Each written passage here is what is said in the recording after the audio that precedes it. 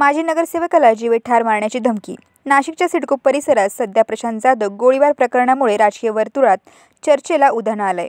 या सर्व गोष्टी घडत असताना बुधवार रात्री 11:30 वाजताच्या सुमारास भाजपचे माजी नगरसेवक मुकेश शहाणे यांना फोनवरून जीवे ठार मारण्याची धमकी देण्यात आलेली आहे। हा प्रकार घडताच नगरसेवक शहाणे यांनी थेट पोलीस स्टेशन गाठले आणि त्यांनी अंबड पोलीस ठाण्यात अज्ञात व्यक्तीविरोधात तक्रार देखील दाखल केली आहे। यावेळी माध्यमांना संपूर्ण घटनेची माहिती देत ते म्हणतात, काल रात्री 11:15 मला एक फोन आला तर फोनवर उचलल्या तो शिवीगाळ करायला लागला। त्याला काही प्रश्न विचारले, म्हटलं बाबा काय संबंध, तो तुझं जे काही हे प्रकरण चालू आहे, काय हे सलीम कुत्ताचं प्रकरण असेल किंवा आत्ताच काही सुपारी काही जिल्हा प्रमुखाच्या मुलांनी काही सुपारी दिली त्याच्या संदर्भात आम्ही थोडा आवाज उठवला आहे। तर त्या संदर्भात तो मला म्हणत होता का हे सगळे विषय तू बंद कर, नाही तर तुला 2 दिवसात आम्ही मारून टाकल्याशिवाय राहणार नाही।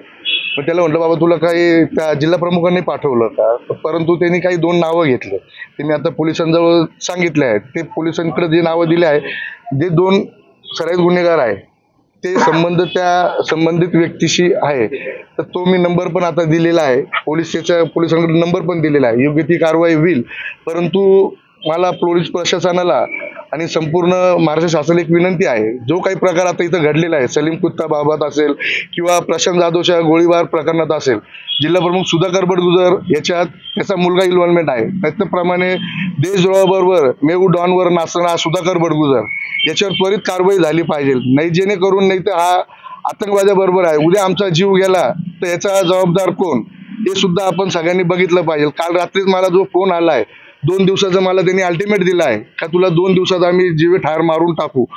सर्व पोलीस प्रशासनाला असेल किंवा महाराष्ट्र शासनाला माझी एक नम्र विनंती आहे, त्वरित याच्यावर कारवाई करून जो काही मला फोन आलाय त्याच्यावर त्वरित कारवाई करावी आणि जे प्रकरण सलीम कुत्ताचं थांबलेलं आहे त्याच्यात सुद्धा जी बॅग दिलेली आहे तो प्रकरण अजून थांबलेला आहे, त्याच्यात सुद्धा सखोल चौकशी, मनी लॉन्ड्रिंग किती झालेलं आहे, किती पैसे हा पुरवतो आत्ताच सिद्ध झालेलं आहे आपल्याला का सुपारी दिलेली आहे सुधाकर बडगुजरच्या मुलांनी, जो दीपक बडगुजर तो आज फरार आहे। अशा आमच्याही सुपाऱ्या उद्या दिल्या तर आमचा परिवार पोरका होईल।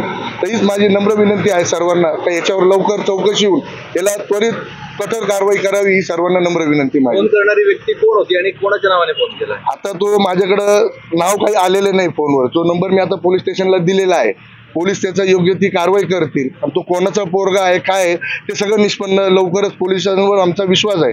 2.5 वर्षानंतर हा गुन्हा ओपन केला आहे, तर याच प्रकरण त्वरित प्रकरण ओपन होईल आणि येत्या काळात सगळे नाव पण निश्चित पुढे येतील। आपण प्रशांत जाधव प्रकरणामध्ये आवाज उठवल्यामुळे ही धमकी आली असं आपल्याला म्हणायचं? प्रशांत जाधवचं प्रकरण असेल, सलीम कुत्ताचं प्रकरण असेल, आम्ही ज्या घाणेरड्या वृत्तीला आम्ही विरोध करतो तर याचाच कुठेतरी आम्हाला जाब विचारण्यासाठी किंवा दम देण्यासाठी हा प्रकार निश्चित घडलेला आहे। उलट शिवसैनिकांचं असं म्हणणं आहे की मागचा जो गोळीबार प्रकरण तुझं नाव बोललं गेलेलं होतं त्यामध्ये, तर तुझ्यावर कारवाई झाली पाहिजे। आता हे प्रकरण कुठेतरी चुकीच्या दिशेने न्यायचं, त्याच्यामुळे तो उद्या काही पण आरोप करू शकतो। हा सुपारी बहादर आहे, दोघेही बाप बेटे, यांचे देशद्रोहाबरोबर संबंध आहे, उद्या ह्याचं बचाव गाडीसाठी हा काही पण करू शकतो। ते पोलीस प्रशासन याचा योग्य ती कारवाई त्यांच्यावर झालेली आहे, आरोपी जे आहे ते मध्ये आहे, कुठलाही काही कोणावर आरोप करायचे हे नीट पोलीस प्रशासनाने त्यांना उत्तर दिलं आहे।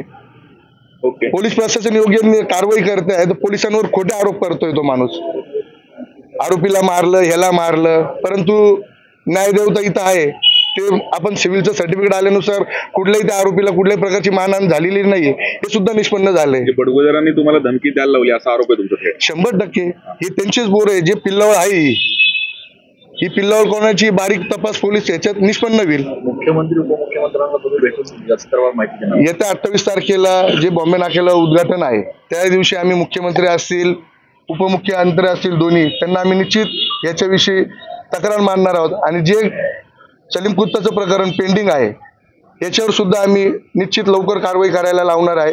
सत्य घटना आहे, त्या सत्तेवर यांनी कारवाई करावी, आम्ही सांगतो म्हणून कुठली कारवाई नाही, जे सत्य आहे व्हिडिओ आपल्या समोर आलेले आहेत, त्या पिशवीत काय दिलंय याचा सुद्धा शोध लवकरात लवकर पोलीस घेतील। वेद न्यूजसाठी प्रतिनिधी नाशिक।